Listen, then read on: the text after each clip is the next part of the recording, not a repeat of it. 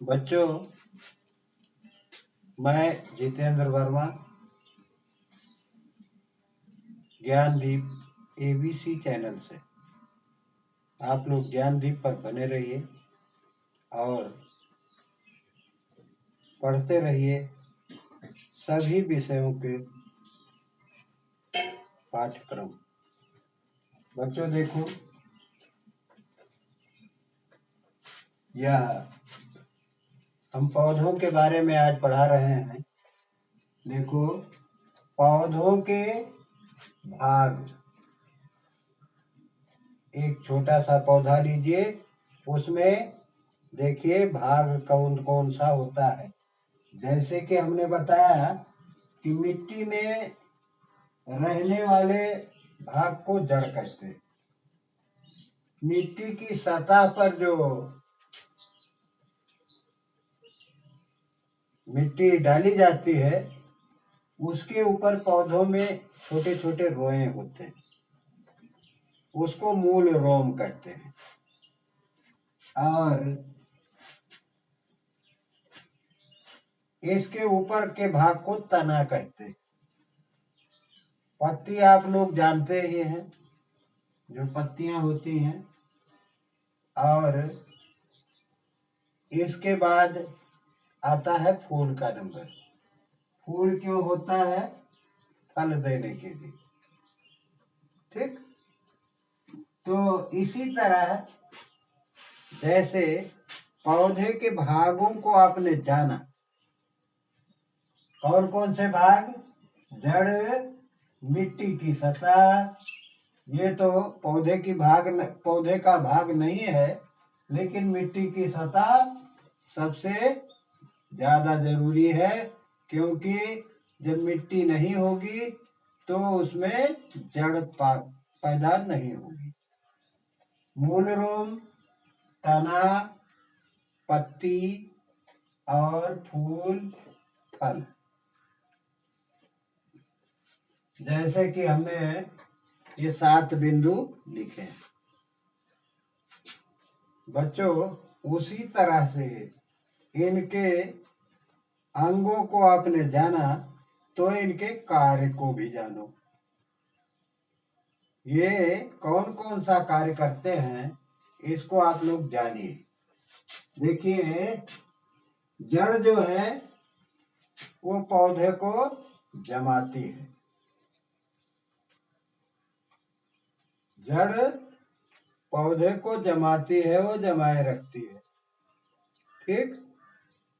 और जो मिट्टी की सतह है, उसी में मिट्टी की सतह, उसी में से पौधों को पोषक तत्व मिलता है।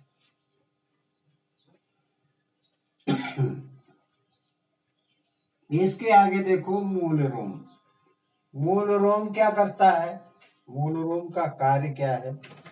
छोटा छोटा रोया जो जड़ के पास होता है, जड़ के ऊपर, उसका काम क्या है? पौधों के लिए, छोटे पौधों या बड़े पौधों के लिए पोषक तत्व और जल मिट्टी से अवशोषित करके, मिट्टी से ले करके पौधों को देता है, पहुंचाता है। तो इसका तो महत्वपूर्ण इसका भी कार्य हुआ। और उसके बाद नंबर आता है तने का। तना किसे कहते हैं?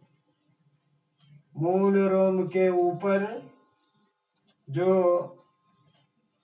सीधा खड़ा रखता है, उसे तना कहते हैं। पौधे का तना ही पौधे को सीधा खड़ा रखता है। उसका काम है केवल सीधा खड़ा रखना, पौधे को सीधा खड़ा रखना। उसी प्रकार अगली कड़ी में पत्ती आती है। पत्तियों से पौधे को प्रकाश का संश्लेषण होता है। प्रकाश ऊर्जा पौधे को पत्तियों से ही प्राप्त होती है। ठीक है। और अगली कड़ी में आया फूल।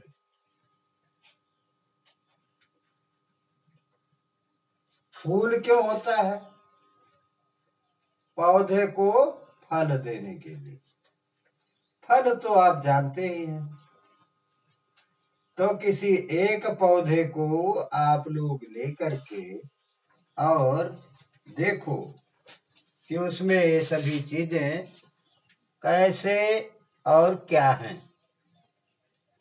पौधे को लीजिए, उसमें से काट कर जड़ को अलग कर दीजिए, तने को अलग कर दीजिए, मूल रोम को आप लोग देख लीजिए, और मिट्टी जहां वो जमा है उसे भी ले लीजिए थोड़ी सी। जब हम मिट्टी नहीं डालेंगे तो जमा हुआ पौधा भी सूख जाएगा। तो हमने बताया कि मिट्टी की महत्वपूर्ण भूमिका है। मिट्टी से ही पौधा जमता है। जमने के बाद मिट्टी की सतह के ऊपर निकलता है। मिट्टी के सतह के ऊपर निकलने के बाद उसे उसमें मूल रोम हो जाता है। वह मूल रोम पौधों के लिए पोषक तत्व एकत्रित करता है। पोषक तत्व जल और पोषक तत्व शोषित करके पौधे को देता है।